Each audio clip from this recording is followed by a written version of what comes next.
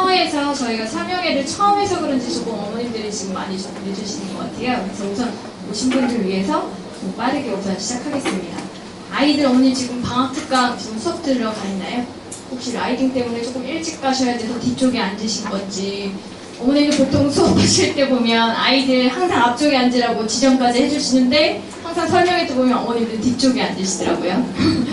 다 보이시나요, 뒷면은? 네. 우선은 저희가 조금 방학 중에 원래 설명회 하기가 힘들어요. 그래서 제가 제일 안 바빠서 선생님들 대신해서 제가 제 설명회 하러 왔고요. 지금 오늘 할 내용은 저희가 중등영재교육원을 이번에 조금 크게 한번 해보려고 합니다. 예전에 이제 MSG 영재교육은 초등영재교육과 연세대 서울대 정도만 이제 중등영재원을 했었는데요. 올해는 교대 중등과 그다음에 한성과학고, 세종과학고, 그다음에 서울과학고, 그래서 과학고 영재교육원까지 오늘 이번에도 준비를 했고, 설명회도 오늘은 입시 요강이 아직 발표가 안 났어요. 그러니까 서울대나 연세대 같은 경우에는 제 예상으로는 8월 16일 금요일 날 분명히 발표를 할 겁니다. 입시 요강이. 그리고 과거나 이런 교육청 산하는 아마 9월 27일 금요일 변하지 않습니다.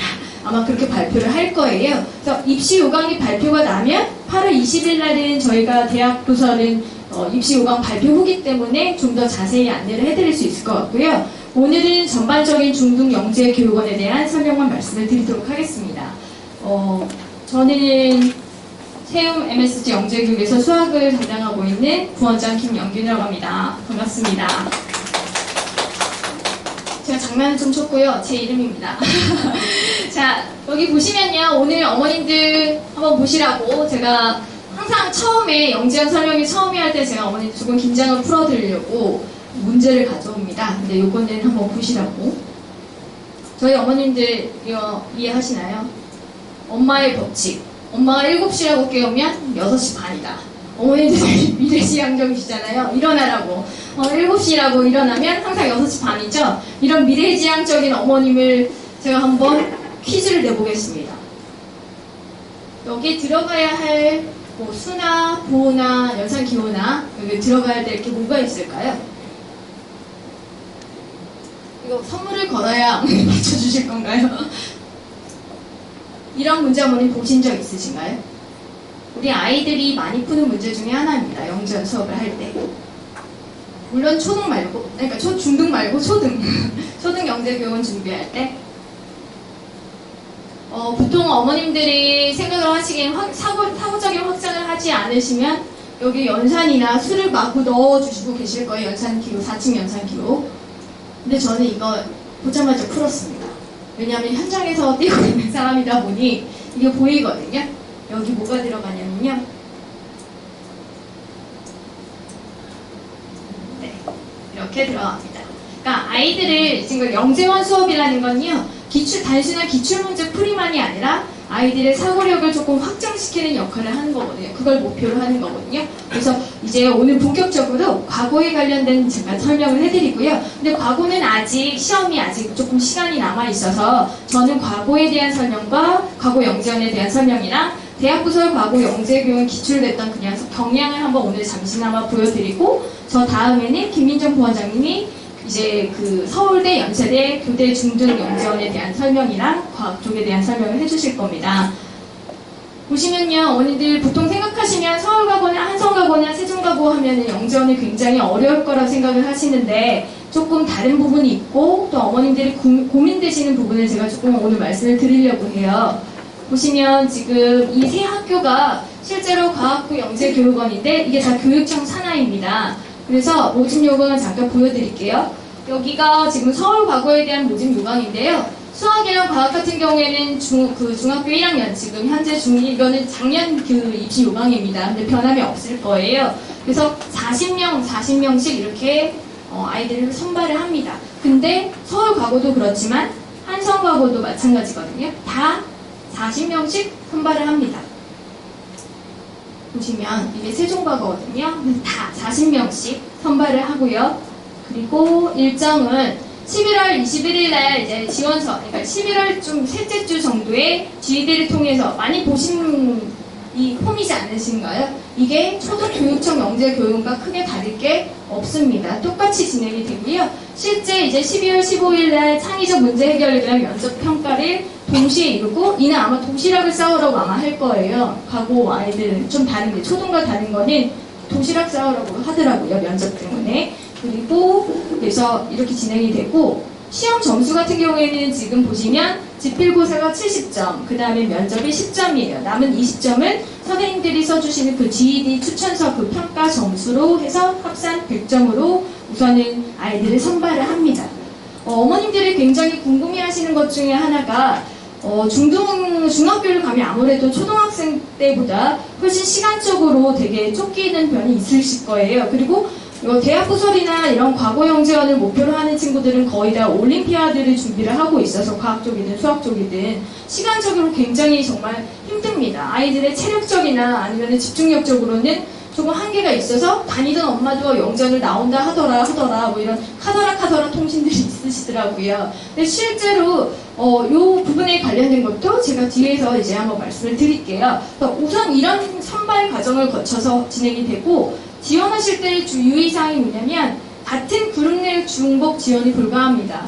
그러니까 학교가 서울가고 세종가고 한성가고 세 개 중에 하나를 지원하실 수 있고, 대신에 이제 대학부설은 같이 지원을 하실 수가 있어요. 중복 지원을 하셔도 됩니다.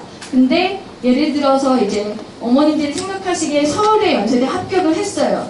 근데 나는 과거영재원을 가고 싶다. 그러면은 이제 고민이 되시는 거죠.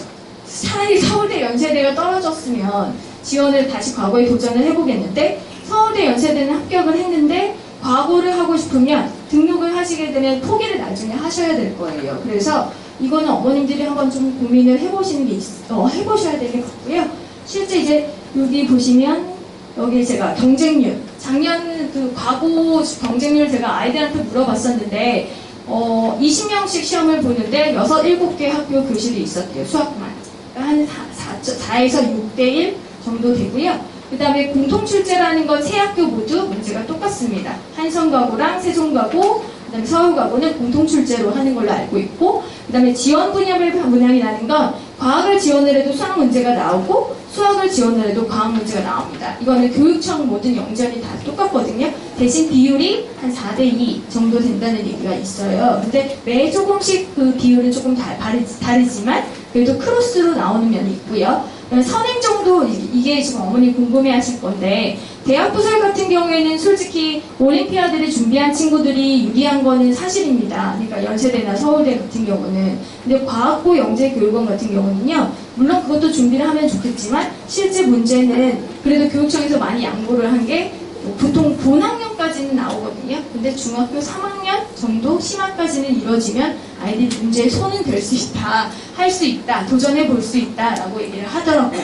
그리고 수업 시간은 뭐냐면 아이들이 합격했을 때 어머님들이 고민하시는 그 시간적인 소모가 너무 많으면 어떡하냐라고 하시는데 약간 유도리가 있습니다. 그러니까 아이들 만약에 내신 기간이나 어떤 학교 시험이 뭐 1년에 한 번 시험이 있다 그러면 그거를 제외한 그 시간을 조금 피해서 해주는 걸로 알고 있고, 월 2회 정도, 월 1회에서 2회 정도 한 번 가면 대신에 오래 합니다. 그래서 어머님들이 그 학부모 대표가 있어서 단체 급식을 한대요. 그날 이제 토요일에 그 영재원에 가게 되면. 그래서 아침 8시부터 오후 4, 5시까지. 그러니까 토요일 하루를 다 투자를 하셔야 되고, 그리고 이제 거리도 무시를 못하는 거예요. 실제 이제 학교에 있는 위치에 따라 가야 되니, 뭐 서울가고 가려면 종로에 가셔야 되고, 한성가고 가려면 서대문을 가셔야 되고, 세종가고 가려면 또 구로 쪽 가셔야 되거든요. 그러니까 거리도 어머님들이 좀 유념을 해 주실 필요가 있습니다.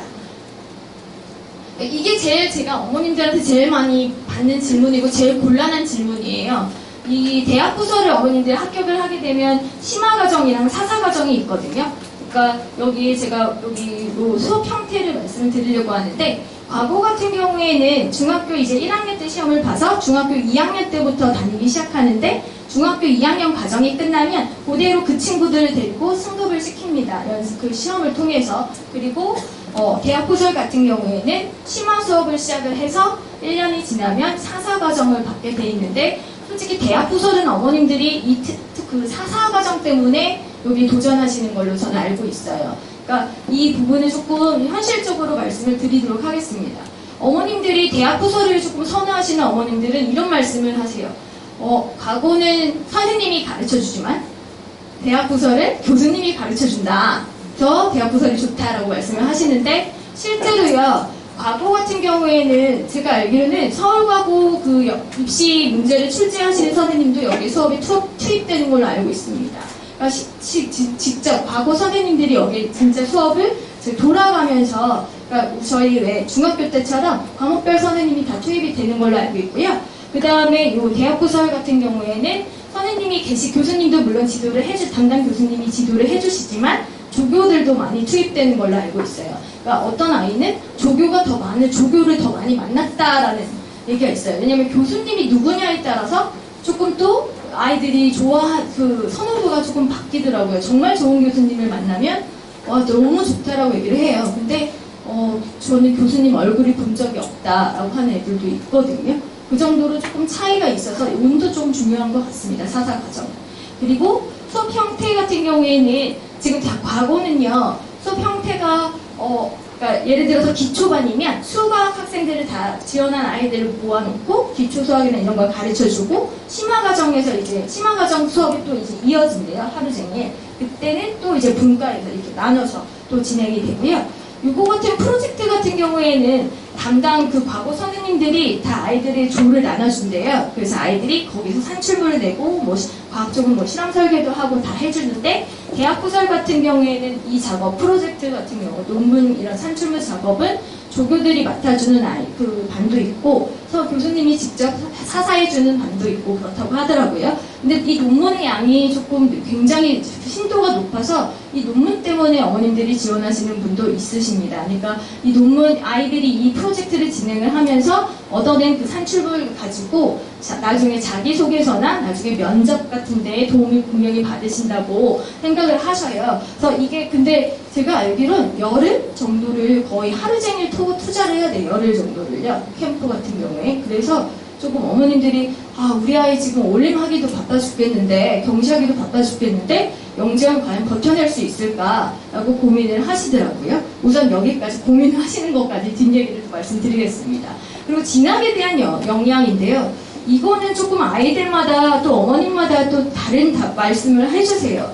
그러니까 서울과고 같은 경우에 과거 출신 아이는 나는 분명히 여기서 도움을 받았다라고 얘기를 하거든요.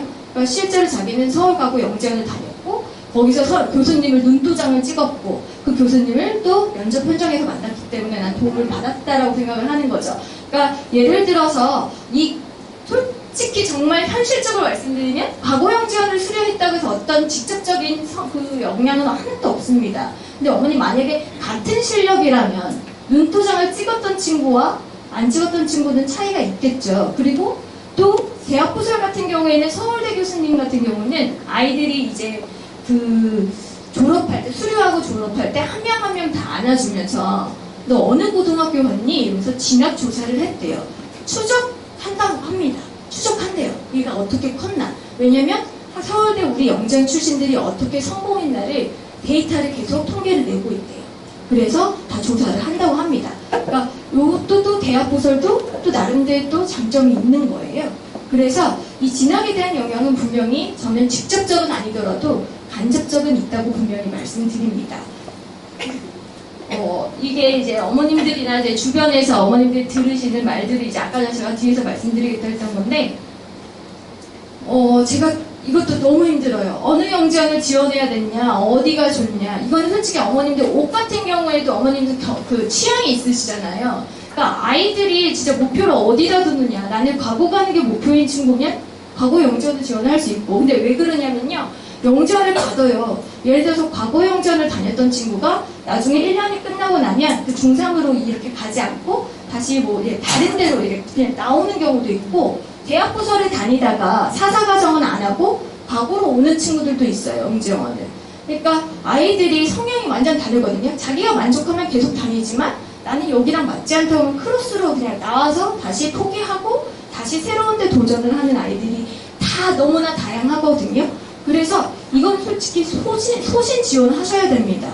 아이가 정말 원하는 게 뭔지 좀 깊게 나눠보시고 얘기를 나눠보시고, 어머님들이 좋은데 라이딩이 좋은 데로 가시는 게 아니라 아이들이 진짜 가서 공부를 하고 싶어 하는지. 왜냐하면 이 학습량이 경시도 어마어마한데 여기에 시간을 투자를 해야 되잖아요. 아이들이 투자하고 아이들의 체력으로 버텨내야 되는 거기 때문에 반드시 아이와 어머님들이 의논을 하셔야 돼요.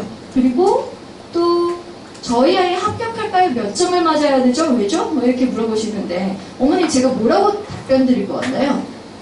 다 맞으면 돼요, 어머님. 다 맞으시면 합격합니다. 근데 실제로 이 합격 기준은요, 그 해의 문제 경향이랑 다 다른데요. 실제로 연대 같은 경우에는 수학 연재성 검사 8문항이랑 4문항 정도의 전공 적합 검사가 있어요. 총 11문항에서 12문항이 왔다 갔다 하거든요. 거기에서 영재성 검사를 다 맞은 친구와 그 다음에 전공 접성에서 한두 문제 조금 틀린 친구, 부분 점수 받아서 그런 친구들이 합격을 했어요. 그러니까 거의 다 맞은 친구들이 초6에서는 합격을 했거든요. 그러니까 이게 지금 다 시험마다 다르고 좀 다릅니다. 근데 제일 중요한 말씀을 안 드렸는데 과거 영재원 같은 경우는요. 의외로 대학고사 영재원보다 난이도가 낮습니다. 시험이 지필고사. 그래서 어머님들이 과거면 야 진짜 어렵게 나오겠구나 문제. 근데 실제로 교대 중등이랑 여기 교대 중등이랑 그다음에 교육청 여기 과고 중등 영재원 대학고사 연세대 서울대 있잖아요. 연세대 서울대 쪽이 굉장히 조금 어렵고요. 그 아래에 이제 교대 중등이나 교육청이 있어요. 그래서 왜냐하면 교대 중등 그 교육청 여기 이 과고 중등 영재원 같은 경우는 문제를 약간 창의 수학, 사고력 수학 위주로 조금 출제를 한다면 연세대나 서울대 같은 경우에는 경시 위주 조금 문제가 나옵니다. 패턴이 정해져 있고 일반적인 그러니까 요 교육청 쪽이기 때문에 과거 같은 경우에는 약간 영재성 검사나 사고력 검사 쪽이라서 대비하시기에는 과거가 좀 더 그렇게 넘사벽인 그런 영재는 아니거든요. 근데 어머님들이 많이 이제 그 이름 타이틀 때문에 도전을 안 하시는 어머님들이 계세요. 내가 이걸 할 거면 차라리 내가 연세대 서울대 떨어졌으니 그냥 교육청 일반 영재원을 대비를 해야 되겠다라고 생각을 하시는데 그게 조금 아쉬우시다면 과거 쪽으로 도전을 해보시는 것도 저는 추천드립니다. 그리고 영재원을 장신구로 하는데 도움이 되냐? 실제적으로 도움이 없다. 이거는 시간 낭비이다. 나는 이거 아이들 시켜봤자 애도 힘들고 나도 힘들 것 같다라고 생각하시는 어머니들이 계시거든요. 실제 제가 아까 말씀드렸지만 분명히 간접적인 영향이 있고요. 그 현장에서 그러니까 과거 같은 경우에도 과거 영재원에서 같이 팀을 했던 친구들이 실제로 조기 우발이 되고 그렇게 된 사례가 굉장히 많아요. 영재원 말고도 과거를 그 학교를 진학한 친구들이 굉장히 많아서 아이들이 그 경쟁 구도나 여기 너무 그 만남의 장이 프로젝트를 같이 하는 게 너무 영광이고 좋았다라는 후기가 아이들은 정말 좋은 얘기가 많아요. 어머님들이 조금 안 좋은 얘기를 하시지만 왜냐면 아이들이 힘들어 보이니 그런데 실제로 아이들의 후기 중에 나는 후회한다라고 하는 후기는 저는 별로 본 적은 없습니다. 근데 후회한다는 후기는 다 어머님들 후기예요. 아이를 보는 걸 너무 힘들어해서 후회한다. 별로 남는 게 없는 것 같다. 우리 아이가 원래 잘 나서 잘 돼서 잘났기 때문에 뭐지 영재원의 영향은 없었던 것 같다. 이런 어머님들이 계시지만 아이들은 굉장히 만족도가 높습니다. 그래서 저는 영재원의 중등 영재원은 아이가 체력과 그 다음에 이제 의지만 있다면 추천드립니다. 그리고 학교 이거 진학하는 도움이 되는 아까 말씀드렸죠? 그 입시에 그 선생님들이 다 투입이 되기도 하고 그 추적 관리를 하시는 대학 부서 교수님들 추적 관리를 다 하시고 계시기 때문에 분명히 도움은 되실 거고요. 또 우리 아이 밥과를 꼭 해야 돼. 이것도 말씀 제일 많이 물어보시는데 이건 저는 어머님 선택 사항이지만 저는 추천은 드립니다. 하시는 걸 추천드립니다. 아이들이 1년 동안 이거를 몇 시간을 수업을 듣는다고 해서 아이들이 올린 결과가 달라질까요? 저는 그렇게 생각하지 않거든요. 더 다른 경험을 할 수 있고 더 다른 도약점을 될 수 있는 부분이 분명히 있는데 올림을 그냥 이렇게 뭐 학원을 계속 이렇게 대치동 투어를 한다고 해서 아이가 1년 동안 정말 많이 그 성장을 하느냐? 저는 그거는 요 수업 영재원 수업을 한다고 해서 거기에 데미지를 입는다고는 생각을 하지 않습니다. 그리고 또 거기 교수님 왜 그래? 이거는 제가 질문 받을 수가 없어요. 교수님 욕을 어머님들이 좀 많이 하십니다. 잘 안 봐주신다고. 근데 실제로 교수님들이 정말 잘 챙겨주는 교수님도 계시고 어떤 선생님이 진행을 해주시냐에 따라 또 다르거든요. 그래서 과거 같은 경우에는 모든 선생님들이 정말 많이 들어간, 한성과거 같은 경우에는 선생님들이 정말 많이 손이 이렇게 꼽히지 않을 정도로 많이 들어가신데 돌아가면서, 그래서 어머님들이 그런 부분에 있어서는 또 과거 쪽에 또 선호도가 있으십니다. 그리고 가서 뭐예요? 뭘 해야 하죠? 가서는 실제로 과거 같은 경우에는 그 수학 심화 같은 경우를 다 가르쳐 줍니다. 고등수학 과정도 가르쳐 주고, 이제 그 학군으로 나눠서 지원 분야에 따라서 과학 같은 경우와 수학 같은 경우 나눠서 과학을 실험 설계를 한다든지 이런 식으로 프로젝트를 진행을 하고, 수학 같은 경우에는 기본 베이스를 익힌 다음에 나중에 이제 영역별로 나눠서 진행을 하는 걸로 저는 알고 있어요. 그래서 지금 아직 남은 기간 동안 아이들, 합격한 아이들, 선배들 제가 연락을 해서 어떻게 진행을 됐는지 다시 조사를 하고 있거든요. 그때 한 8월 20일 날 더 구체적으로 말씀을 드릴 수 있을 것 같아요. 그렇다면 우리 기출문제가 어느 정도 난이도로 나올지 어머님들이 조금 궁금해하시는 부분일 것 같아요. 물론 비록 이 문제가 똑같이 나오진 않겠지만 성향은 좀 보실 수 있을 것 같아서 난이도랑 한번 보여드릴게요.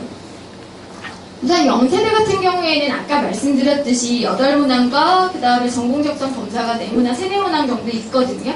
근데 이 수학 같은 경우, 제가 수학 담당이기 때문에 수학 같은 경우에는 전공적성 검사하는 게 보통 서술형으로 나오고 증명문제, 이거를 증명하시오라는 증명문제가 나오기 때문에 물론 만점을 맞는 친구도 있지만 실제로 감점을 받고 중간중간에 점수가 조금 다른 걸로 알고 있습니다. 그리고 그러면 문제 기출을 좀 보시자면 요거 어머님 재미는 없으실 거예요. 그냥 이거 구경하시라고 한번 보세요. N개의 자연수 중에서 AK는 K개의 자연수곱으로 분모인 모든 문제의 합이다. N이 3일 때 이렇다. 이걸 구하여라. 그러니까 이 패턴만 보세요. 제가 여기서 문제풀이를 하진 않습니다. 그리고 또 연세대 1001, 1002, 1003 이거를 A 제곱 빼기 B 제곱꼴로 나타내는 모두 표현하여라. 이런 문제.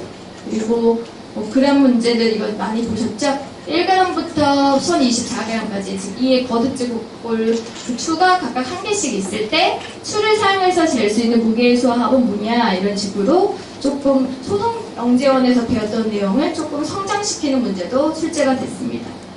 그리고 서울대 영재원 기출문제는요, 서울대는 시험이 부활한 지 한 2년밖에 되지 않아서 우선은 기존 조금 비슷한 틀의 문제를 가져왔는데요.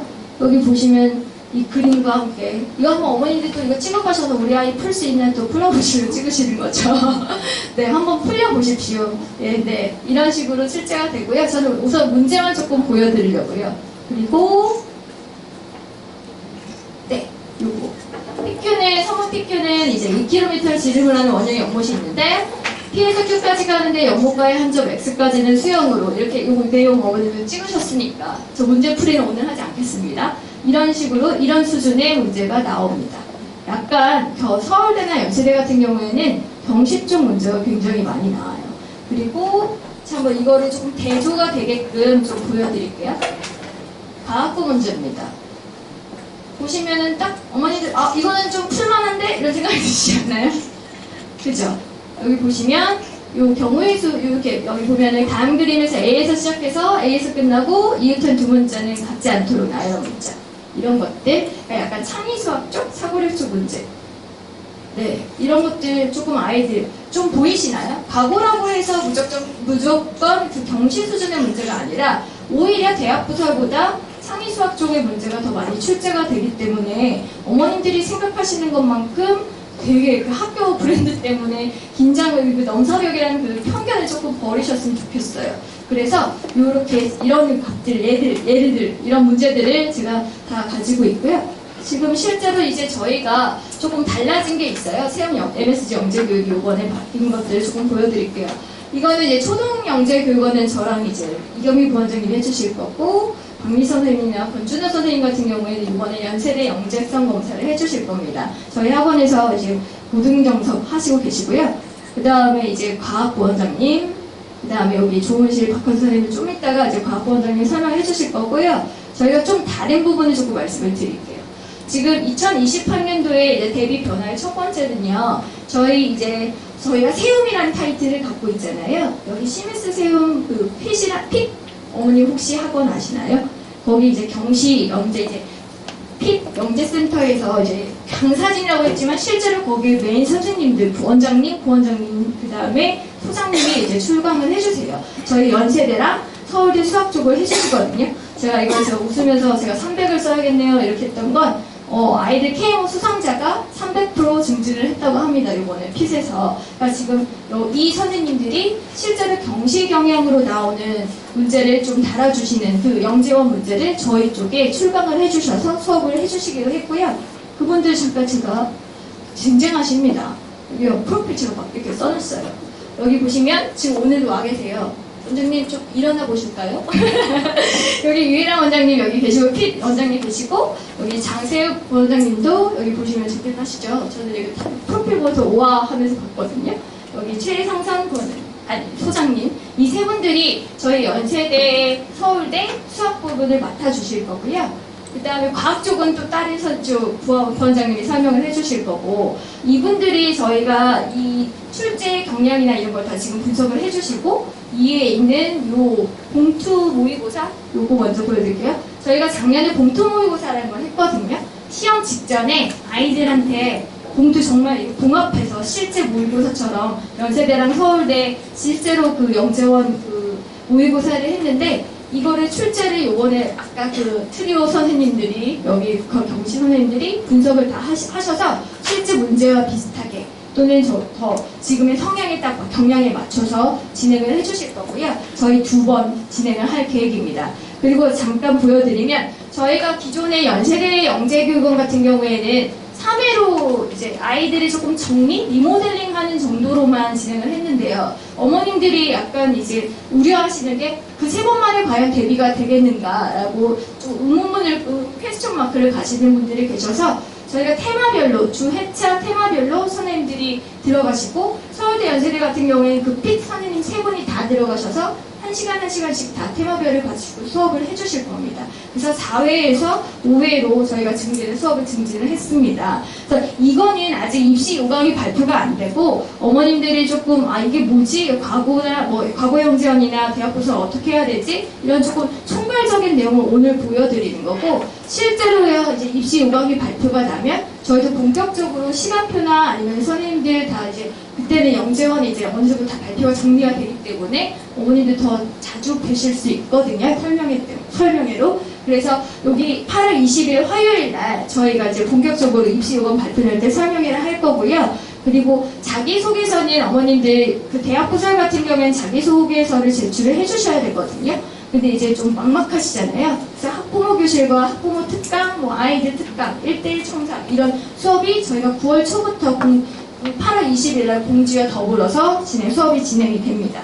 그리고 초등영재원, 아이들 동생 어머님 있으시죠? 초등영재원도 2019년 9월 초부터 본격적으로 MSG 영재교육에서 설명회를 진행을 합니다. 모든 공지는 8월 20일 날 이루어질 거고요. 지금 어머님이 고민이 되시는 그 수학 쪽 어머님들 보시면 제가 막 조사를 해봤어요. 그랬더니 대학부설 서울대 연세대 누가 더 수학이 좋냐, 수학을 지원할 친구들 보면요. 아이들 어떤 서울대가 수학이 좋다라고 하는 아이들도 있고 정말 연세대가 좋다라고 하는 아이들도 있어요. 연세대 하면 수학이죠. 서울대 하면 수학이죠. 이게 다 제각각이거든요. 그러니까 결국엔 어머님들이 마음을 잡고 대학부설을 갈 것인지 대학부설을 갈 때 만약에 조금 실패를 했다. 그러면 과거도 한번 도전을 해보시고 여러 정보를 조금 저희가 드리고 싶어서 오늘 이 자리를 마련을 했습니다. 그래서 이후에는 지금 이제 과학부원장님이 지금 또 그 전반적인 대학부설 입시 요강과 좀 구체적인 자소서 내용, 그 다음에 과학 출제 방향 같은 거를 좀 분석을 해주실 거고요. 궁금하신 점은 제가 좀 이따가 밖에서 뵙도록 하겠습니다. 감사합니다.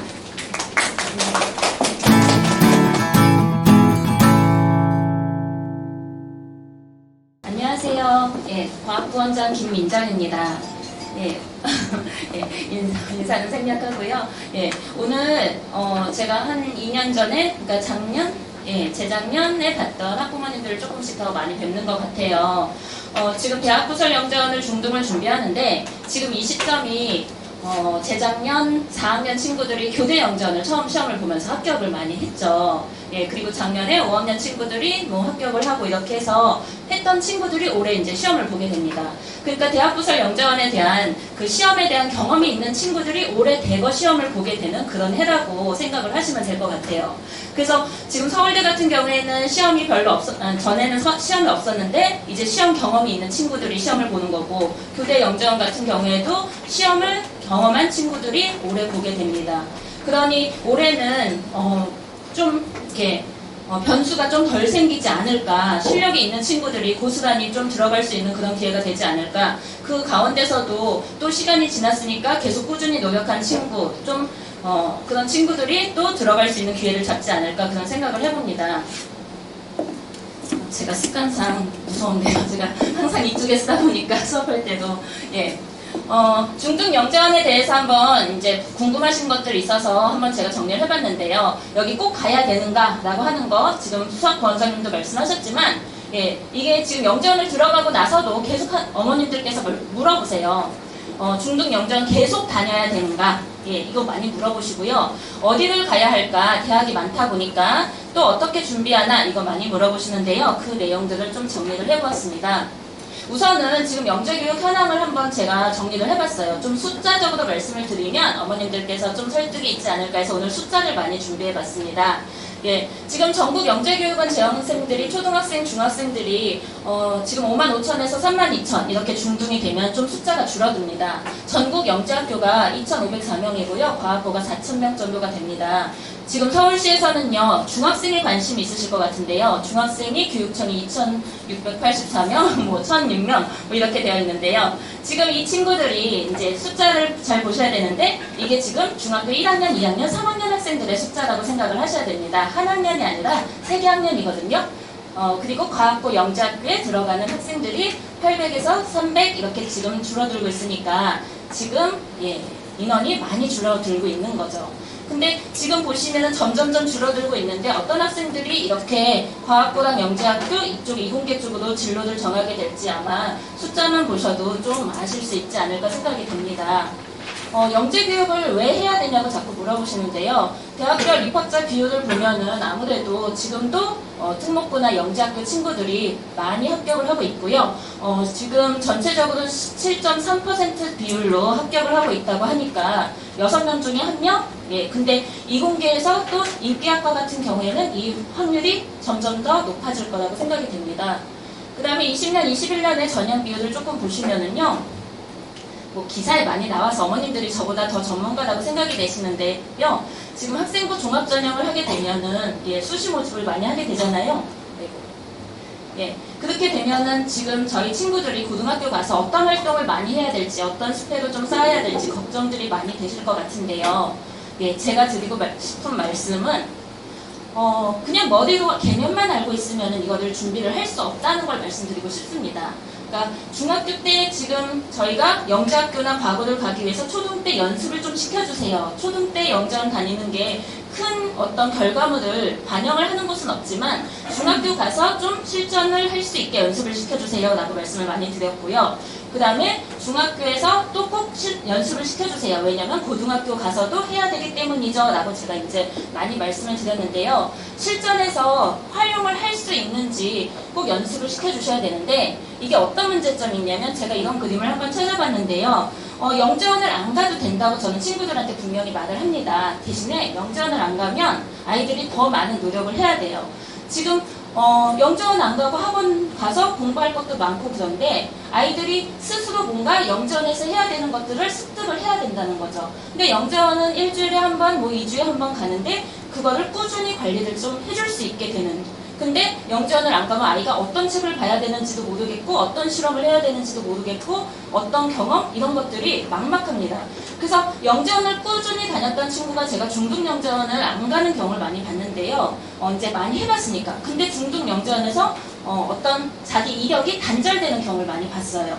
그러니까 꾸준히 잘 쌓아왔는데 중등에서 어떤 경험들이 갑자기 초등 경험으로 끝나버린 거죠. 왜냐면 중학교 가서 뭐 했니? 그랬더니 책 많이 안 봤어? 그랬더니 볼 시간이 없었대요. 너무 바빴대요. 예. 근데 지금 저희 친구들의 현실이거든요. 올림피아드 해야 되고, KMO 해야 되고, 그래서 경력들이 많이 단절이 되는 그런 경우, 그래서 영재학교 준비할 때 조금 힘들어하는 경우, 과학고 준비할 때 자신의 영재성을 조금 덜 펼치게 되는 그런 경우가 많아서 친구들이 방황을 하게 되는 그런 경우를 보았습니다.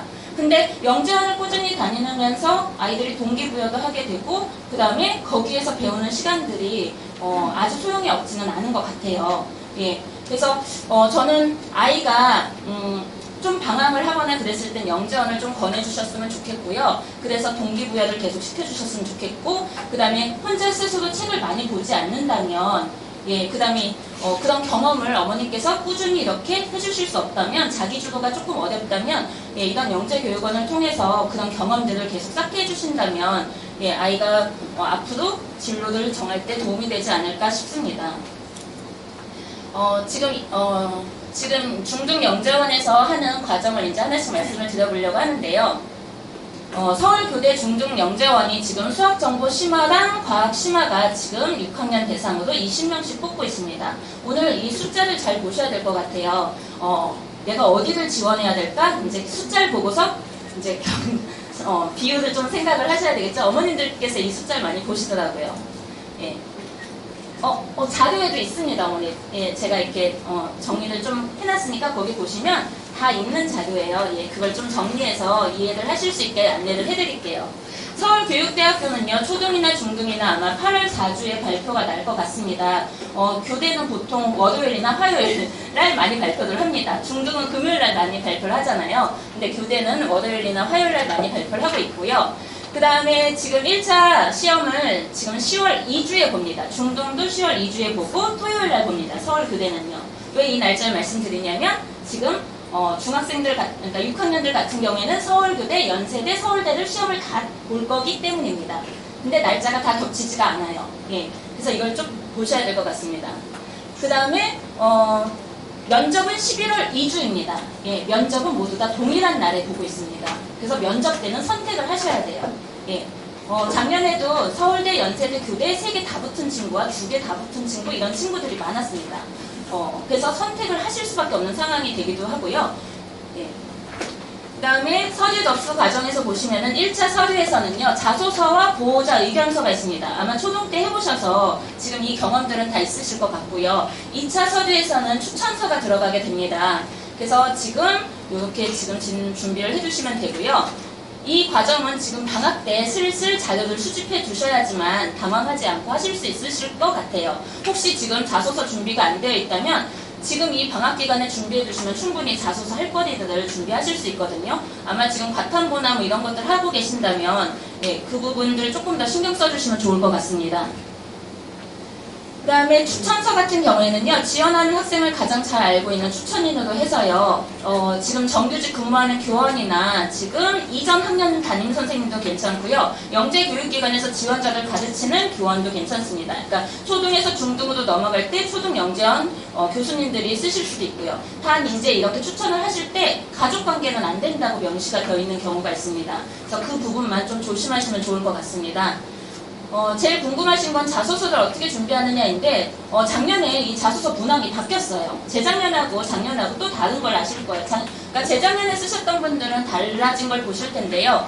지금 300자로 제안해서 아이들이 이 자소서를 쓰는데요. 가장 좋아하는 단어, 그 다음에 학교와 관련해서 가장 힘들거나 싫은 것, 오늘 아침에 일어나서 맨 처음 본 것, 30년 후 자신이 무슨 일을 하고 있을지, 그 다음에 꼭 알고 싶은 질문, 어떤 교육을 받고 싶은지. 지금 4번, 5번, 6번 같은 경우에는 자소서에 많이 등장하는 거라 아마 익숙하실 것 같은데요. 1번, 2번, 3번이 아이들 시켜보시면은요, 정말 재미난 말들이 정말 많이 나옵니다. 이래서 붙겠니? 라고 이렇게 물어보고 싶을 정도로 정말 엉뚱한 대답들이 나오는데요. 뭐 자기가 좋아하는 노래를 쓴 친구도 있었고요. 근데 붙었습니다. 그 아이가 그 노래에 대해서 뭐 이렇게 자기 생각을 잘 펼치긴 했지만 아마 이 자소서가 얼마나 반영이 되느냐 이런 것들 많이 궁금하실 텐데요. 지금까지 교대가 점수 격차가 합격 점수가 격차가 컸습니다. 그래서 자소서가 제가 봤을 땐 크게 영향을 미치지 않은 걸로 보여요. 그런데 이제 아이들이 점점 실력이 올라가고 시험 본 친구들이 비슷한 친구들이 많다면 이 자소서가 영향을 미칠 수밖에 없을 것입니다. 그러니까 점수가 20점, 30점 차이가 났을 때는 의미가 없었지만 이제 10점, 20점으로 점점 줄어들게 되면은 자소서 영향을 받겠죠. 그러니까 근데 지금 자소서가 대학부설 같은 경우에 점수가 나오진 않고 있어요. 근데 과거 예전 같은 경우에도 이 자소서 비율이 한 10점, 100점 만점을 했을 때 10%에서 많게는 30%까지 이렇게 영향을 미친 적이 있었습니다. 예, 그래서 지금 뭐 서울교대에서 발표를 하진 않았지만 이 자소서가 점수 격차가 좁을 때 막판 뒤집기를 할 수 있는 그런 부분이기 때문에 소홀히 하지 않으셨으면 좋겠고요. 작년에 이제 조금 당황되었던 게 공개된 것은 6번까지였는데 직접 들어가게 되면 7번이 등장을 했었어요. 예, 그래서 마지막 날 급하게 막 입력을 했는데 7번 독서 문항이 등장을 한 거죠. 준비 안 된 문항 같은 것들이. 예, 그래서 미리 한번 들어가셔서 확인을 그래도 해보시면 좋을 것 같습니다. 올해도 이게 그대로 나올지 아니면 문항이 바뀔지 지금 이제 한번 나오는 거를 확인을 해봐야 될 것 같습니다. 이거는 8월 말까지 좀 기다려 주셔야 될 것 같고요. 그 다음에 이제 또 보호자 의견서가 있습니다. 예, 이제 어머님들이 참 힘들어 하시는데요. 300자로 제한된 똑같은 보호자 의견서 있는데요. 조리 있게 말을 잘한다 해서 전혀 못한 잘함 뭐 이렇게 체크를 하고 그 다음에 여기에 뭐가 들어갔냐면요. 모두 1번부터 5번까지 관련된 일화가 있으면 써주세요 라는 말이 들어갈 수 있습니다. 300자 이내로요. 자소서랑 똑같이 들어갑니다. 아이 걸 겨우 끝냈는데 어머니께 또 등장을 하는 거죠. 그래서 지금 보시면은 말을 잘한다. 아주 잘하면 체크를 하고 싶으시겠죠. 그 다음에 다른 사람의 말을 들을 때 전체적인 상황을 이해한다고 생각합니까? 예, 이것도 잘하면 체크할 거고요. 영재성으로 선생님이나 친구들과의 관계에 문제가 다소 있다고 생각합니까? 라고 물어봤을 때 어머님들 뭐라고 체크하고 싶으세요? 보통? 우리 아이의 인성을 보여줘야 되니까 전혀 없다라고 체크를 하고 싶으시기도 하실 거예요. 근데 영재성을 가지고 있는 친구들이 다소 문제를 갖고 있는 경향이 있습니다. 예, 왜냐면 자기 고집이 있기 때문에 예, 그래서 부딪히는 부분들이 있어요. 지금 3번하고요, 4번하고 이제 5번에서 문제들이 조금 발생을 하기 시작을 하는데요. 그래서 여기서 관련된 일화를 잘 쓰셔야 됩니다. 이 부분에서는 아니다라고 해도 되고 맞다라고 해도 되는데요. 이 일화까지 구체적으로 좀 쓰셔서 우리 아이가 이렇게 영재성이 있다라는 걸 좀 이야기를 하셔야 될 것 같아요. 근데 이게 문제가 있다라고 하는 친구도 붙었고요. 문제가 없다라고 하는 친구도 붙었습니다. 그러니까 그거는 1화에서 예, 그게 얼마나 설명이 되었느냐에 조금 차이가 있지 않았나 이런 생각이 듭니다. 근데 뭐 시험을 잘 보면 이것도 역시 예, 문제가 되진 않는 것 같습니다. 창의적 문제 해결력 검사를 1차 지필고사로 보게 되는데요. 1차 지필고사랑 면접이랑 크게 다르지 않습니다. 예, 영재성을 검사하는 그런 문항들이 출제가 되고 있고요. 지금 뭐 수학이랑 과학이 있는데 과학 분야 같은 경우에서 중등은 과학 관련 문항이 지금 10문항에서 그 다음에 수학과 정보가 5문항 출제가 되고요. 수학 같은 경우에서는 지금 정보가 7문항으로 지금 수학 정보 심화이기 때문에 정보 문항이 초등보다 조금 더 늘어 있습니다.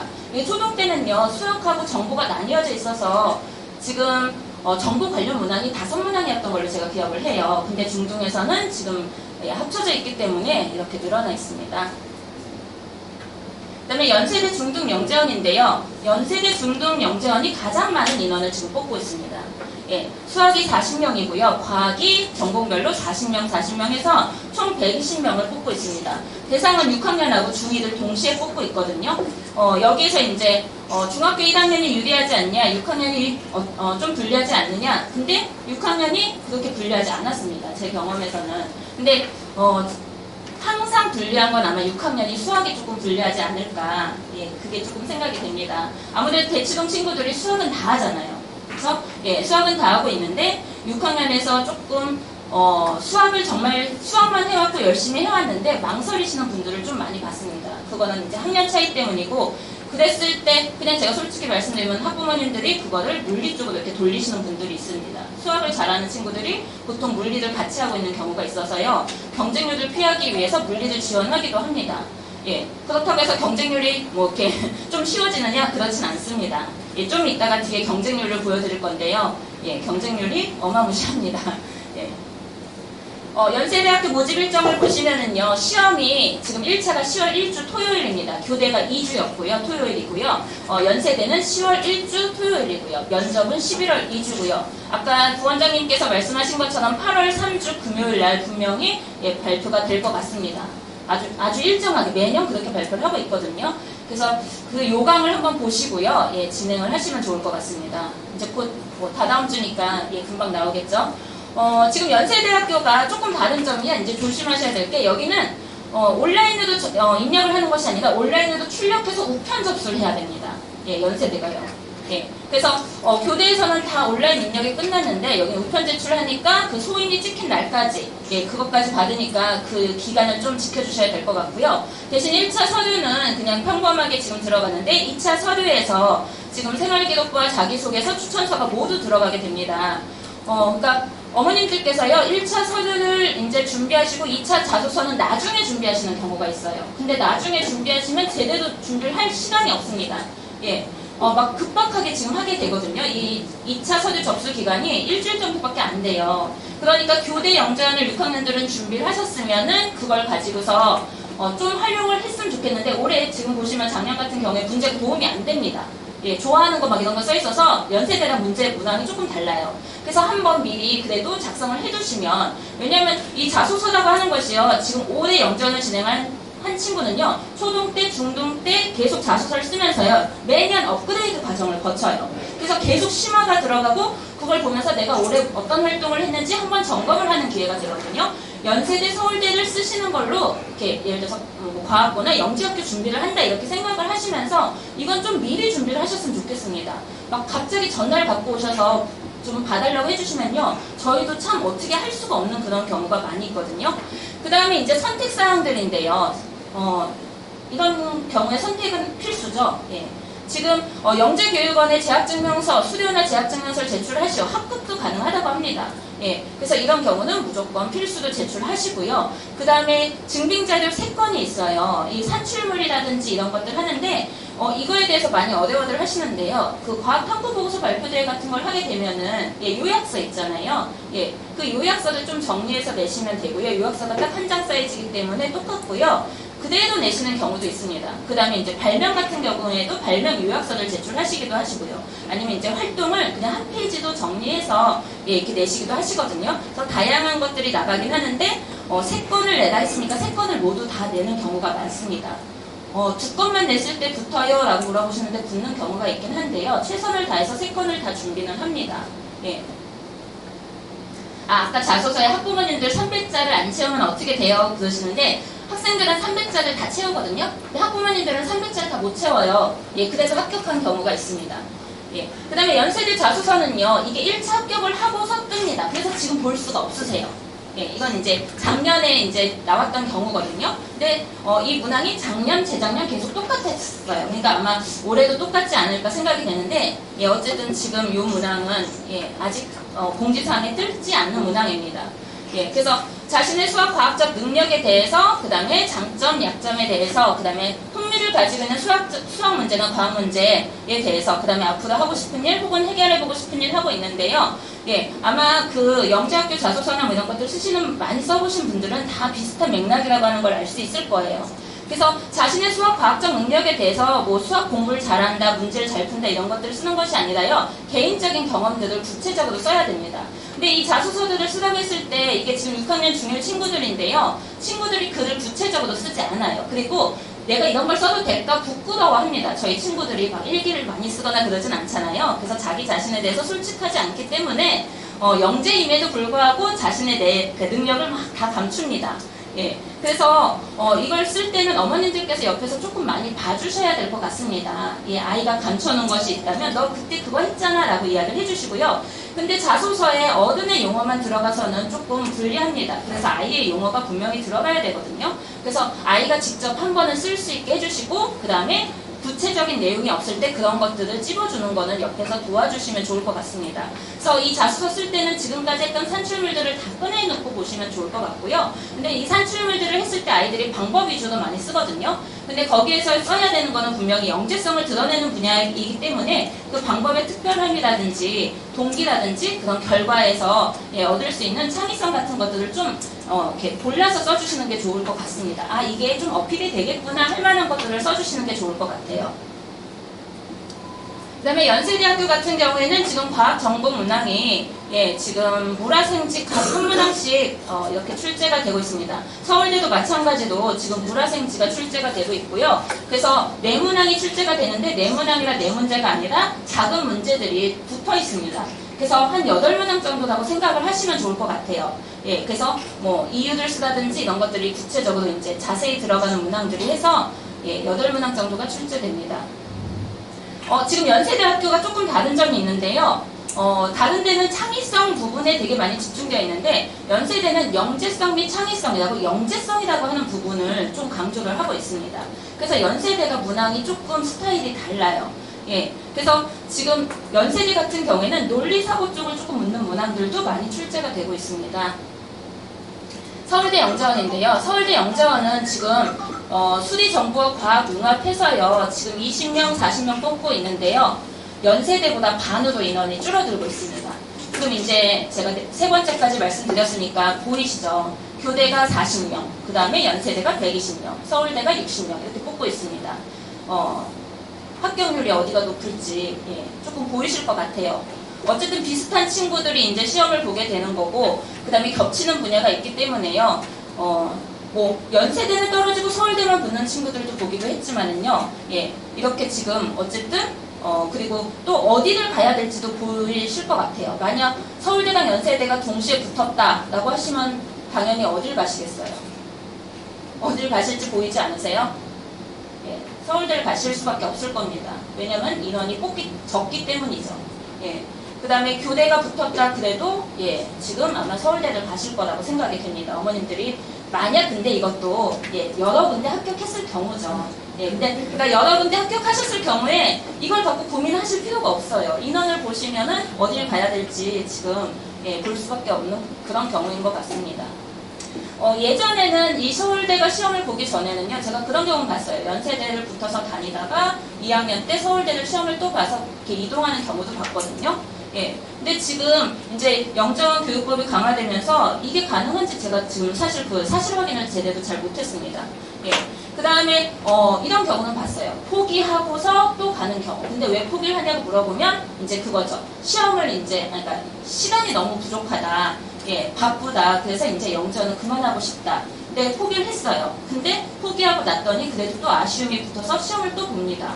근데 한번 봤던 친구들은 다시 좀 잘 붙더라고요. 이상하게도 경험들이 있고 그래서 그런지 영재원에 익숙해서 그런지 좀 그런 잘 붙는 경우를 많이 봤습니다. 서울대학교 지금 1차 시험 같은 경우에는 일요일입니다. 그러니까 지금 바빠요, 아이들이요. 10월달 첫째 주, 둘째 주가 지금 무척 바쁩니다. 첫째 주 토요일날 연세대를 가야 되고요. 둘째 주에는 첫째 주 일요일에는 서울대로 가야 되고요. 그 다음에 둘째 주 토요일에는 6학년은 교대를 또 가야 됩니다. 그래서 1, 2주가 아마 바쁘게 될 것 같습니다. 그리고 면접은 11월 2주 모두 다 동일하게 진행되니까 선택을 하셔야 될 것 같습니다. 제가 너무 다 합격한 걸 이렇게 전제로 이야기를 하고 있죠. 다 합격을 했으면 좋겠습니다. 서울대학교 서류 접수 같은 경우에는요, 1차 서류는 좀 평범하고요. 2차 서류 같은 경우에 온라인 제출을 해서 지금 추천서를 내게 되고요. 그 다음에 나머지는 또 우편 제출입니다. 서울대 같은 경우도요. 자기소개서가 2차 서류에 있고요. 그 다음에 추천서도 2차 서류에 있고요. 그러니까 서울대도 좀 미리 준비를 해주시는 게 좋을 것 같고요. 그 다음에 우편 제출 중에서 추천인이 만약 영재원 담당자라고 한다면은 수료증도 내게 됩니다. 그러면은 이것도 아마 어머님들이 이제 선택을 하셔야 될 텐데 담임 선생님한테 받을 것이냐 아니면 영재원 선생님한테 받을 것이냐 이것도 아마 좀 고민이 되실 것 같아요. 영재원 선생님한테 받으면 영재원 수료증을 제출하게 되는 거죠. 근데 영재원 선생님이 우리 아이를 잘 아시는지를 좀 판단을 하셔야 될 것 같습니다. 정말 우리 아이에 대해서 영재성을 드러내서 잘 써주실 수 있는지 아니면 그냥 보편적인 글을 써주실지 그걸 한번 보셔야 될 것 같아요. 그래서 추천인을 좀 선택을 하시면 좋겠고요. 어쨌든 1차 합격 이후이긴 하지만 미리 한번 생각을 해주시면 좋을 것 같습니다. 서울대 자소서입니다. 서울대 자소서가 힘들어요. 글자가 많습니다. 지금 700자, 그 다음에 1200자가 들어가 있습니다. 1200자가 정말 채우기가 아이들은 쉽지가 않은데요. 가장 창의적이었다고 생각되는 구체적인 상부 경험을 하고요. 증빙 서류가 3장까지 들어갈 수 있습니다. 그러니까 지금 중등영재원에서 연세대나 지금 서울대학교 같은 경우에는 자기가 산출물 한 것들이나 이런 것들을 3장까지 제출할 수 있기 때문에 지금 계속 했던 산출물이라든지 뭐 발명이라든지 아니면 어떤 글 쓴 거라도 좀 준비를 해두셔야 될 것 같습니다. 예. 그래서 지금 그런 내용들을 좀 더 구체적으로 쓸 수 있는 그 1200자를 이렇게 정리해서 쓰시면 되고요. 강점, 약점도 들어가 있고요. 그 다음에 이제 서울대에서 봉사활동 경험이 들어가 있습니다. 예, 그 영재의 기준 중에서 인성이 들어가 있거든요. 그래서 그런지 서울대에서는 그 영재의 기준에 인성을 꼭 집어넣어서 지금 확인을 하고 있고요. 그 다음에 이 책이요, 3권을 쓰게 되어 있습니다. 300자인데요. 예, 서울대에서 책을 많이 강조하고 있는 걸 아마 대학 영재원에 들어가서도 책에 대한 강조가 서울대가 지금 많이 되고 있는데요. 예, 그 막 서울대에서 읽는 책들 이렇게 추천 도서들 많잖아요. 예, 근데 이 책 3권은요, 제가 책에 대해서 쓸 때 항상 많이 강조를 하는데요. 책을 난이도 있는 거를 쓰는 것도 중요하지만은요, 책에 대해서 정말 이해를 잘했느냐 그걸 보시고 좀 쓰셨으면 좋겠습니다. 아이들이 읽었다라고 쓰는 경우랑 자신의 생각을 쓰는 경우가 정말 이렇게 쭉 아이들 걸 펼쳐놓고 보면은요, 차이가 정말 많이 납니다. 내가 이런 책을 읽었어요, 이런 지식을 알게 되었어요가 아니라 그것에 대한 자신의 의견을 달 수 있는 그런 지금 독서 후기를 써야 되거든요. 그래서 책을요, 좀 난이도를 조절하셔서 잘 알고 있는 책, 그 다음에 난이도가 어느 정도 높은 책, 예, 이런 것들 좀 선택해서 골라서 쓰시면 좋을 것 같습니다. 그 다음에 제가 이제 마지막으로 가천대학교를 하나 말씀을 드리려고 하는데요. 중등에서는 가천대학교도 많이 지원을 하십니다. 초등학교 6학년 친구들이 많이 지원을 하는 분야고요. 왜냐하면 전공이 지금 매스게이트나 자연현상과 물리, 물질과 분자세계, 생명과학, 인간의 삶, 융합의 과학, 융합의 과학입니다. 융합의 과학이 아니라 융합의 과학이거든요. 예, 의과 쪽이에요. 예, 그 다음에 로봇과 인간생활 해서 이런 것들이 있는데요.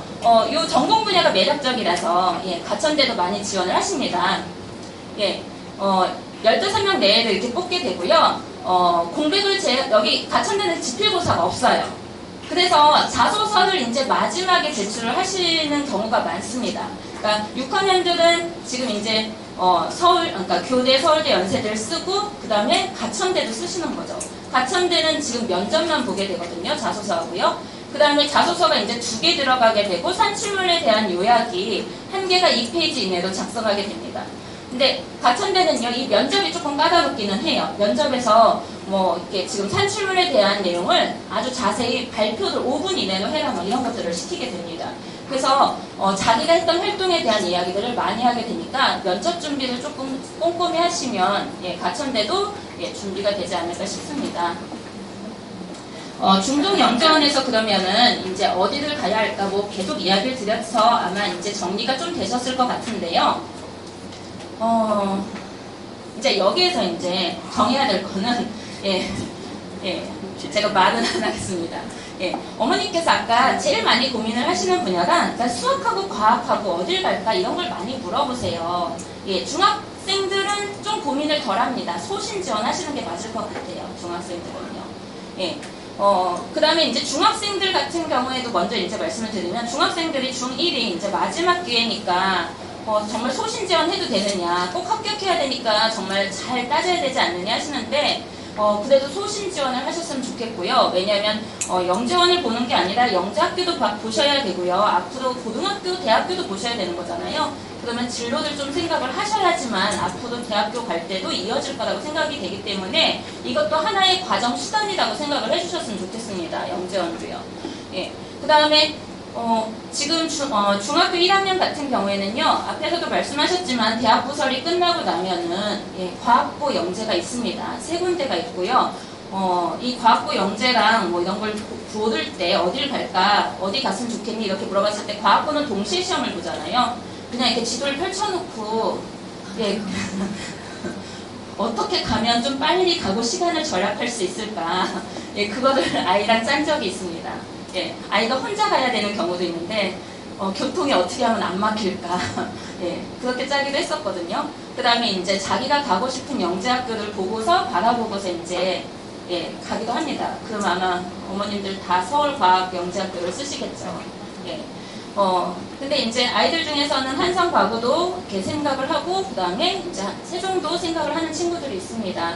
그래서 중학교 1학년 친구들 가서 자기가 고생을 하는 건 학생들이기 때문에요. 예, 후회하지 않게 소신 지원해 주시고요. 나중에 아이가 엄마 때문에 영재원이 가서 나 지금 시간 낭비하잖아 이런 소리는 안 들으셨으면 좋겠습니다.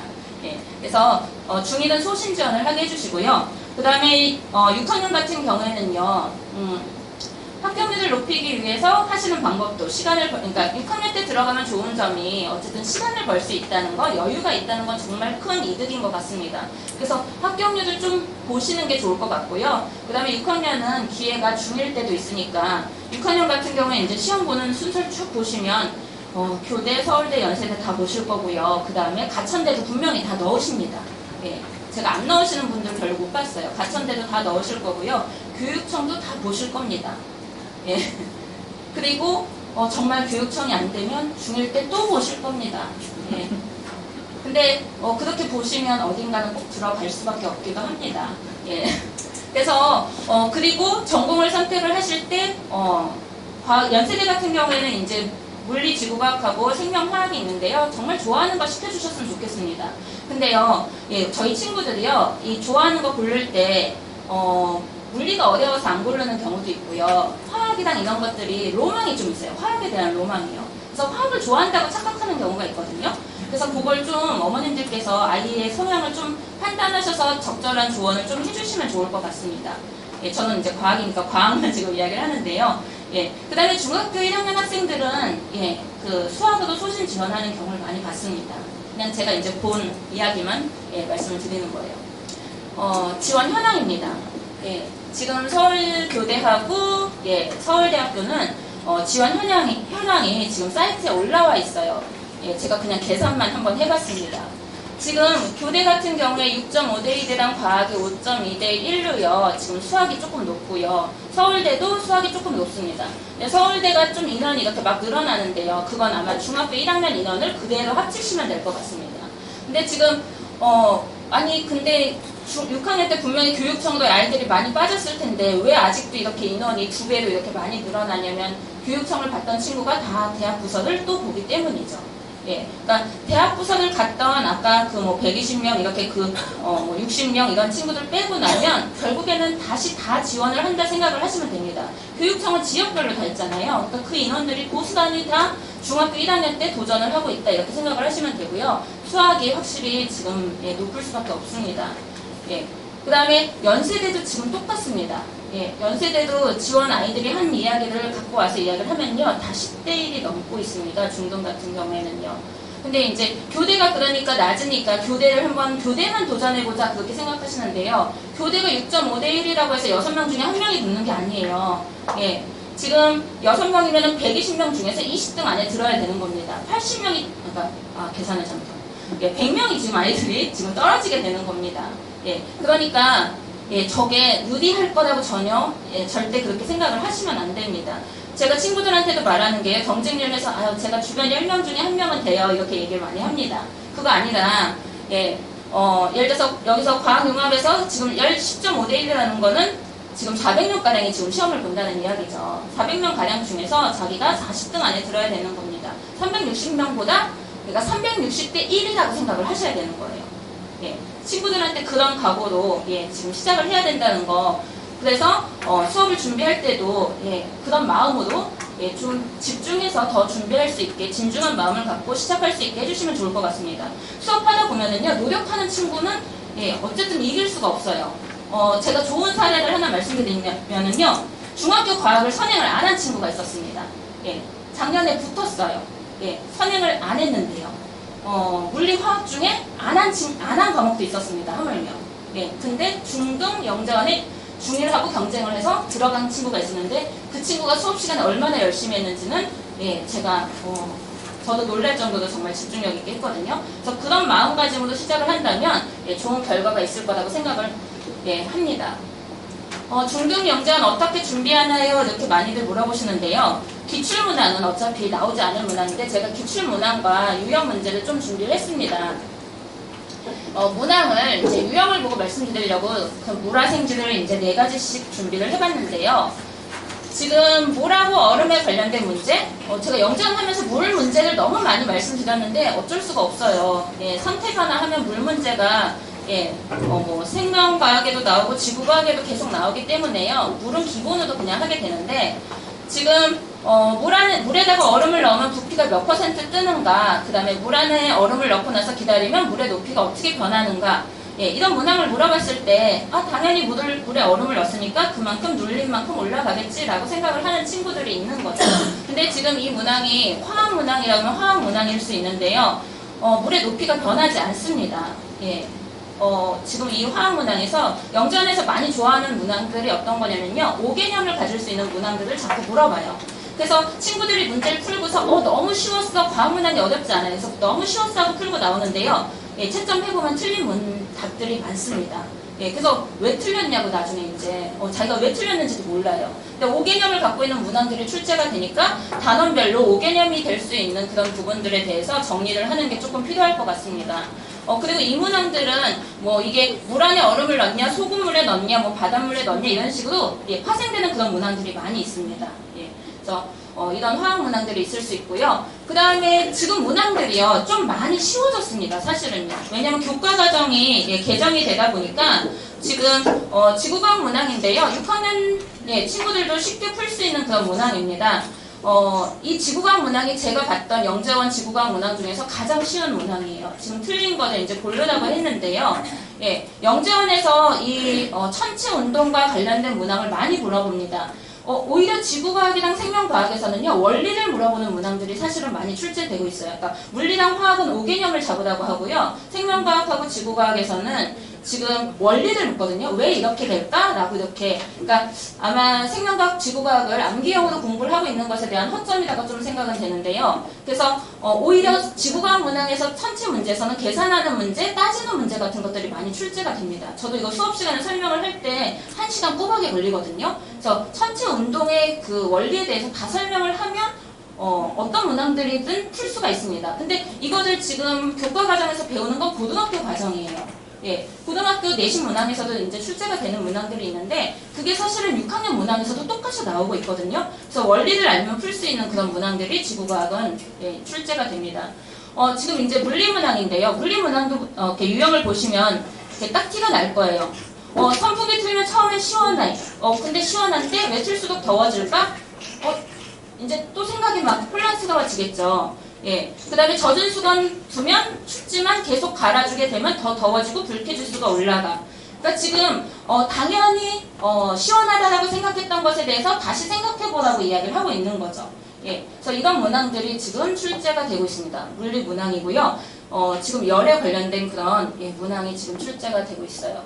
그 다음에 이제 생명과학 문항에서는요, 여기서도 왜 그럴까라고 하는 걸 많이 묻습니다. 그 다음에 이제 생명과학 문항에서는요, 실험을 설계하는 문항들이 많이 출제가 되고 있어요.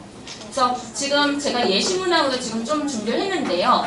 지문이 조금 깁니다. 과학 문항에서 지문이 긴 문항들이, 그러니까 현황을, 좀 상황을 얘기를 하기 위해서 이런 것들이 많이 출제가 되는데요. 아이들이 지문이 길고 문제가 어려우면은요, 손을 탁 놔버리는 경우가 있는데, 그게 중학교 학생들도 똑같이 그럽니다. 왜냐하면, 자기가 선행을 안 했다라고 하는 컴플렉스가 조금 있을 때 더 그 모습이 나오거든요. 근데 제가 친구들한테 말해요. 너 글 읽을 줄 알지? 이해할 줄 알지? 우리 뭐 어디 달고 있잖아. 다시 읽어보자. 그러면서 이제 시작을 하면은요, 별거 아니다는 걸 알게 됩니다. 그래서 문항을 읽는 연습이 조금 많이 필요합니다. 근데 지금 사실 영재원 시험을 많이 본 친구들이 있어서 올해는 아이들이 많이 준비가 되어 있지 않을까 조금 기대가 되기도 하고요. 또 경험이 없는 친구들은 어떻게 이걸 접근시켜야 될까? 저도 좀 친구들 만날 생각에 기대가 많이 됩니다. 전략이라고 한다면은요, 우선 물화생지 고른 대비, 저희 특강 할 때요, 이거 고르게 준비하려고 많이 노력을 합니다. 그러다 보니까 물리화학에 많이 치중되어 있으니까 물리화학은 문제 풀이에 좀 집중하고요. 그 다음에 생명과학, 지구과학은 영재원에서 원하는 원리 개념을 좀 설명하려고 노력을 합니다. 그 다음에 5개념 수정을 하려고 노력을 하고요. 그 다음에 탐구 과정은요, 설계 결과 분석을 잘 할 수 있어야 됩니다. 보고서를 혼자 쓰는 애들은 이게 지금 되는데요. 사실 저희 친구들이 하는 그 설계와 결과 분석에 그 잘못된 점들이 되게 많아요. 그러니까 교과서에서 그냥 보고 알게 된 단순한 것들만 있는데 영재원에서 원하는 게 그냥 교과서적인 수준의 탐구 설계가 아닙니다. 그래서 꼭 여기서도요, 잘못된 오류를 범하는 경우가 있어서 아이들하고 문제를 풀다 보면 다 맞았다고 생각했는데 다시 물어보면 아니네요 라고 하는 경우가 정말 많거든요. 그래서 이 탐구 과정에 대해서는 좀 문항 연습을 많이 해주시면 좋을 것 같습니다. 그 다음에 창의력이라고 이야기를 하는데 좀 전에 앞에서 보시면은 창의력이 이런 건가? 예, 그냥 문제 아닌가 이런 생각이 들거든요. 근데 이 창의력이라고 하는 걸 어떻게 펼쳐야 되냐면요, 정답을 맞추기 위해서 창의력을 펼쳐야 됩니다. 자기가 풀어낸 답이 정답이 아닐 수도 있다라고 생각하고 다른 경우가 있는지, 분명히 상황이 다른 단어들이 좀 있거든요. 그럼 그런 것들에 대한 분석, A라고 했으면 B인 경우도 좀 생각해 볼 수 있는 그런 창의력이 좀 필요합니다. 그래서 정답률을 높이기 위해서 창의력을 기본적으로 갖고 있어야 되고요. 그 다음에 지문 분석을 할 수 있어야 되는데, 국어 잘하는 친구가 지문을 분석을 못하는 건 아닌데요. 과학 용어에 대해서 익숙하지 않은 친구들은요, 문장 해석이 잘못되는 경우들이 좀 있습니다. 왜 어머님들 경험 있으실 거예요. 물리 문제 열심히 풀었는데요, 시험 봤는데 점수는 안 나오고, 왜 나는 이렇게 열심히 했는데도 왜 점수가 안 나올까? 근데 그 경우가 대부분 문제를 잘못 이해하는 경우가 있거든요. 과학에서 말하는 그 단어들에 대한 이해가 어떤 것들이냐면 일정하게라는 말들, 뭐 중학교 수준에서는 그런 말들이 문제를 완전히 바꿔놓기도 합니다. 그 다음에 지금 개정교과 과정 변화에 집중을 좀 해주셨으면 좋겠습니다. 작년에도 지금 개정교과에 맞춰서 문항들이 출제가 되고 있고요. 그 다음에 이 난이도가 다 이렇게 문항들이 읽기 쉽게 변하고 있는데, 지금 개정교과서에 맞춰서 교육과정이 바뀌었기 때문에 문제들이 쉬워지고 있습니다. 그러면서 지금 심화 문제로 그 안에 숨어있는 답을 끌어내는 것들이 지금 많이 문제도 출제가 되고 있거든요. 서울대가 지금 시험을 재작년 3년 전에는 안 봤던 이유, 3년 전까지 안 봤던 이유가 이 선행이 지금 금지되면서 대학부설들이 다 시험이 많이 없어졌습니다. 그게 제가 기억하기에는 2010년 이전 2008년까지는 시험들 무척 많이 봤어요. 그리고 서울대학교에서는 정말 문제를 손을 못 댈 정도로 어려운 문제들이 많이 출제가 되었습니다. 그냥 물론 물투를 해야 되는 그런 수준이었어요. 근데 선행법이 금지되면서 대학고설들이 중등, 초등이 다 없어지고 나서 지금 슬금슬금 나오고 있는데, 그게 나올 수 있었던 게 지금 교과서 과정이 변화가 되면서 아이들 문제 푸는 그 유형이 많이 바뀌었기 때문이거든요. 그래서 지금 어떤 거에 집중을 하시면 조금 도움이 되냐면요, 교과 과정에서 어떤 단원에 이제 새로 생긴 단원들, 그 단원들 문항이 지금 출제가 되고 있습니다. 그래서 그 부분에 좀 집중하시고, 그 다음에 이제 내신 문항도 이렇게 보시면은 패턴이 달라지는 게 있는데, 그런 부분에 대해서 그런 것들에 대해서 지금 많이 출제가 되고 있습니다. 저희 선생님이 이제 소개해드리려고 하는데요. 지금 서울대학교는 최기환 선생님께서 준비를 하고 계십니다. 지금 최기환 선생님께서 지금 과학부, 영재학교 준비도 하시고요. 그 다음에 영재원도 지금 서울대학교가 이전에도 출제되었을 때도 영재원 준비를 하셨던 분이시거든요. 그래서 지금 서울대학교 영재원 과학을 맡고 계시고요. 그 다음에 서울교대는 박헌진 선생님께서 말씀하신 지금 수업을 준비하고 계십니다. 박헌진 선생님께서 융합과학을 많이 하셨어요. 그래서 지금 서울대학교 영재원을 서울교대 영재원을 준비를 하고 있고요. 저는 연세대를 준비하게 됩니다. 그래서 저희 지금 선생님들께서 저희 이제 수업을 준비를 하면서 어떤 수업으로 시작을 할까 지금 많이 준비를 하고 그리고 저희가 자료를 매년 프린트물로 드리는데, 책을 찍지 않고 프린트물로 드리는 건 계속 문항을 바꾸고 있거든요. 계속 작년 기출 유형들을 분석을 하고 거기에 맞춰서 추가를 하고, 잘 빼지는 않아요. 계속 추가를 하고 있고요. 그 다음에 저희 학생들에 맞춰서 필요한 것들을 계속 매년 바꾸고 있습니다. 그래서 영재원이 시작이 되면 저희가 매주 문제를 만들고 책을 만들고 그런 작업을 하게 됩니다. 그래서 그걸 정말 따끈따끈한 문제들 뽑아서 준비를 하게 되거든요. 예, 그래서 아마 올해도 저희 이 숫자를 더 늘릴 수 있는 그런 준비가 될 거라고 생각합니다. 저희 초등영재원이 합격률이 높다고 많이 알고 계신데요. 중등영재원도 합격률이 많이 높습니다.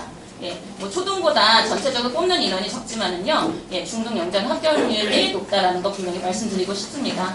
예, 저희 GPS, MSG에서 준비하는 GPS 연계 프로그램이요, 다른 길을 좀 안내해 드리려고 하는 거거든요. 예, 그래서 지금 저희 친구들이 어떤 문항을 풀더라도 어떤 영재원이든 준비할 수 있게 그렇게 준비를 하고 있으니까요.